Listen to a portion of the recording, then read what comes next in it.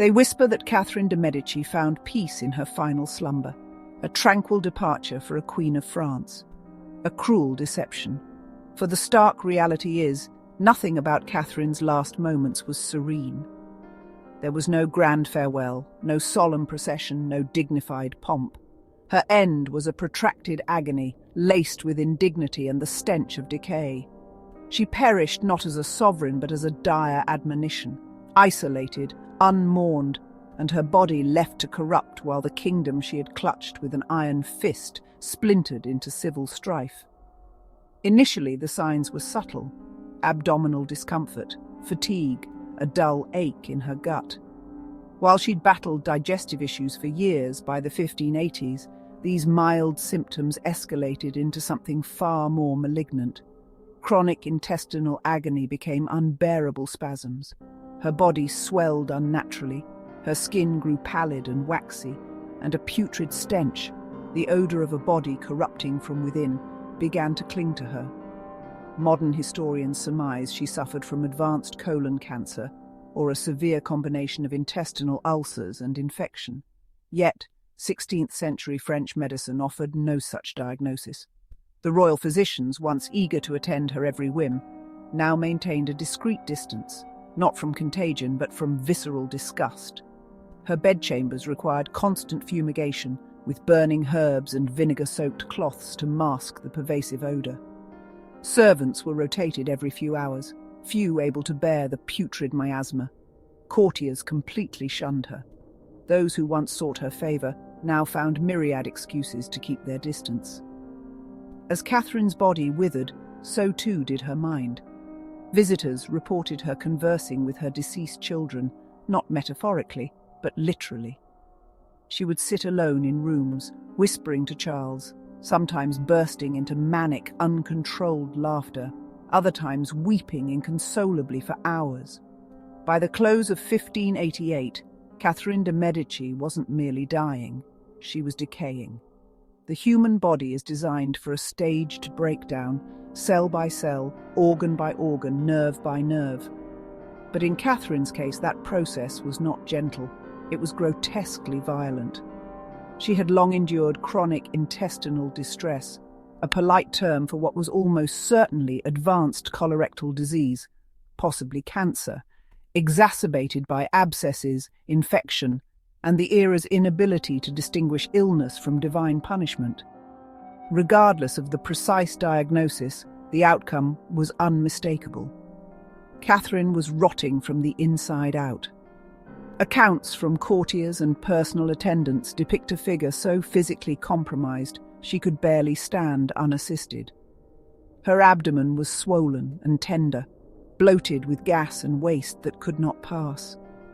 She was frequently racked by cramping spasms so severe that her screams could be heard beyond her bedchamber. Her bowel movements, when they occurred, were explosive, bloody, and unbearably foul. Sometimes she lost all control, soiling her bed, her clothes, her very dignity. Treatments comprised hot compresses, enemas of wine and herbs, and ritual bloodletting, all futile, many excruciating. Catherine, who had once choreographed royal coronations with military precision, now couldn't even command a clean bedpan. The room itself, once a sanctuary of rich tapestries and imported silk, became a chamber of putrefaction. Burning juniper and rosemary were kept perpetually alight, not for ceremony, but to mask the overpowering stench. Windows were flung open, even in the depths of winter. The Queen Mother's linens required changing multiple times daily, not merely from perspiration, but from seeping infection. Her skin erupted in pustules, her gums bled, and her breath, described by one servant as worse than a rotting corpse, transformed even her most loyal ladies-in-waiting into trembling shadows. This was not death, this was disintegration. Her death, when it arrived, was devoid of ceremony. There was no royal vigil, no solemn gathering of noblemen or bishops. She died sometime in the night, alone or nearly so. The listed cause was pleurisy, or intestinal rupture, depending on the source, but these were mere technicalities. The truth is simpler and far crueler. Catherine de' Medici died precisely as her enemies had always hoped she would, in agony, in filth, and forgotten. Yet, even in death, her humiliation was incomplete, for what transpired next was worse. Royal death was meant to be a performance, elaborate processions, white horses draped in black, monks chanting for the departed soul, tapestries unfurled, relics displayed, trumpets sounding. But when Catherine de' Medici died on January 5th, 1589, none of that occurred.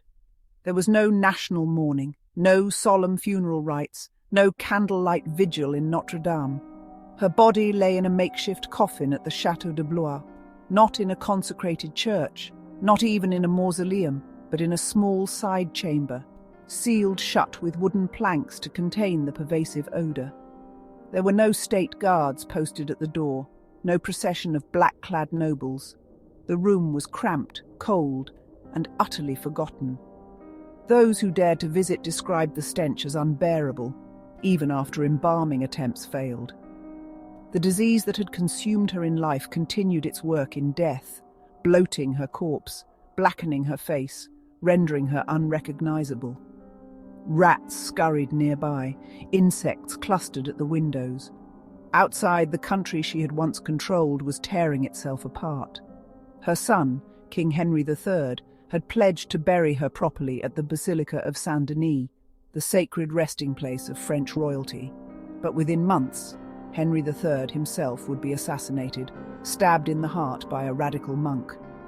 In the end, Catherine's remains were quietly transferred to a convent in Blois, temporarily interred in a simple grave marked only by a wooden cross. She had orchestrated the marriages of empires, and now she lay beneath the earth like a forgotten servant. There was no choir, no mass, no eulogy, just dirt, rotting silk, and silence.